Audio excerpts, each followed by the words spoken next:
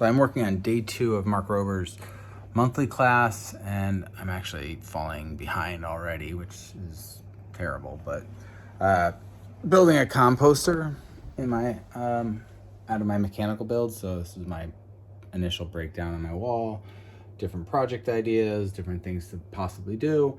And then I kind of broke down to this idea of making a washing machine composter.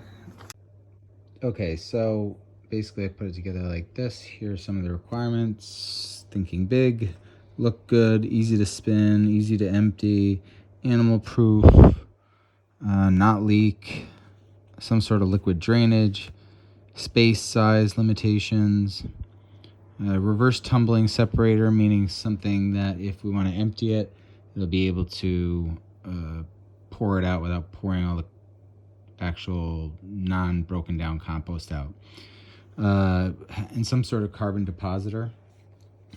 Questions I came up with were, how long does it take to make compost, meaning like how long does it take to break down, what is the best carbon nitrogen ratio, because really if the compost is going to depend on the carbon ratio, so figuring that out was kind of an important thing. Deciding on required or essential and non-essential. Really, looking good is kind of non-essential. Easy to empty. I mean, I want to say it's required. Easy to spin, this is definitely required. While animal proof, I think, is pretty important. It's something I could build a box around it or some other way, so the actual machine or mechanism doesn't need that. Again, space and size, it's really going to be limited to the size of the tumbler, so that's really kind of already set, but was definitely an interesting idea to think about. Well, how big do you want to actually make this thing? Liquid drainage is pretty important, simply because if it fills up with liquid, it's just going to stink and rot, and that's kind of a mess. Well, again, a carbon depositor is important, but at the same point, we could just have a bucket on the side. Same thing with reverse tumbling separator. Again, with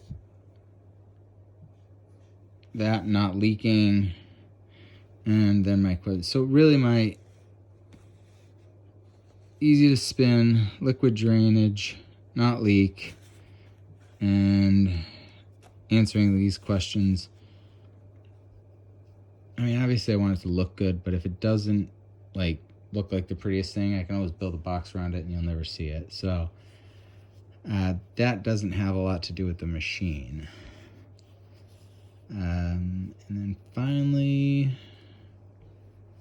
I really want to do this, but it might be a little ambitious.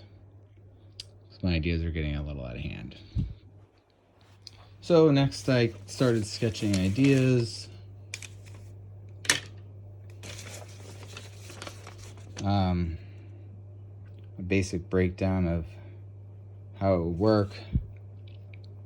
This is actually set to be straight up. This is more of a tip. So the big question I had was how to spin it. So the tub is like this, and there's a wheel at the bottom already. So it doesn't make sense to actually not use that particular wheel, and unless I want to do it straight across, which I really don't want to do, it makes it a little more complicated, because now if it's straight down, the wheel's spinning around this way on the floor. One of the things I've worked on is gear ratios, which is all broken down right here, and how to actually turn the bin, because I want it to spin and mix.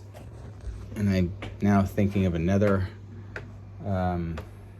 obstacle to it. So I actually was thinking of it straight down, but I think I actually have to have it on its side. So now that it spins, it actually mixes the stuff, versus if it's this way, it's just going to spin around and you'd have to get it at ridiculous speeds to get it to work. So now I have to change what I thought. and then upload this video and do the next lesson, playing catch up on day 3.